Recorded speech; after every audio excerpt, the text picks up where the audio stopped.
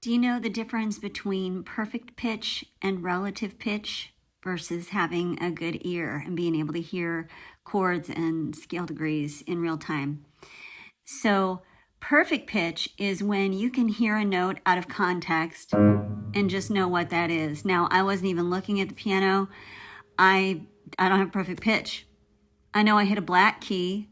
I don't know what that note was. I do not have perfect pitch. Now, depending on the day and the state of my voice, I could maybe sing a note and guess within maybe a step based on just how it feels in my voice compared to my range what the note is, but I can't figure that out.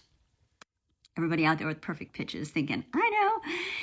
So if you don't have perfect pitch, you just weren't born with it, that's okay. Relative pitch means that you know a song in a key and that song is always going to be in that key for you. So I used to not think this was a real thing, and I used to have a voice student who would say she had relative pitch, and then I tried to just play her song in a different key for her one day, and she caught me. She was like, that's not the key. And so relative pitch basically means once you learn a song in your head, that is always the key for that song. For me, again, I don't have relative pitch.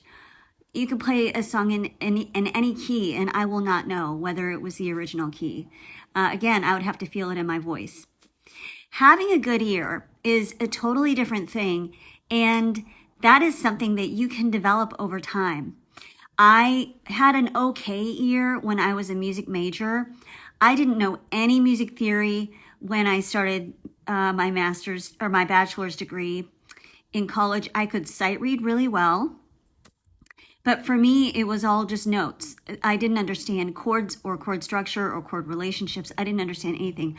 I only knew my major key signatures. I didn't even know my minor key signatures when I started college. Can you believe that? So I was a music major. I did okay in my aural skills or ear training classes. I did all right.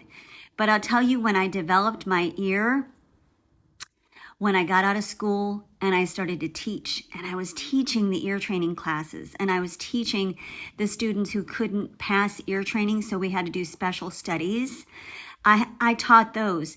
And when I started spending hours every week helping my students hear, helping them chart songs, helping them figure out what scale degree something was, working that muscle for me so much made my ears so much better. And by the time I had done that for a while, I could drive down the road and listen to the radio and call out chords as they were happening.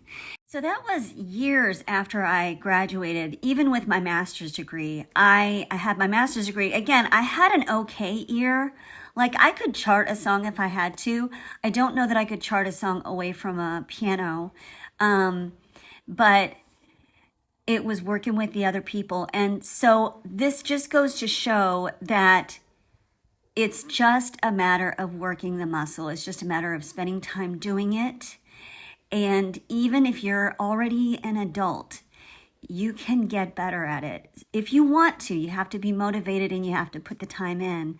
But just practice hearing chords, practice figuring out what note, what scale degree a note is, and you can get better. You can get a much better ear. And I've found it to be incredibly nice to be able to, especially in a co-write, if I'm not the one on the instrument, if I'm the one who's like the third in the room and I'm just sitting there with my lyric sheet, I can say, oh, when you go to the 4 chord there, blah, blah, blah, because I hear it happening. So some people have the kind of ear where they can't even tell whether the first note was higher or lower than the second note. And, everybody's got their level of ability, but relative to wherever you are, you can get better if you just keep working that muscle. It's just like anything else.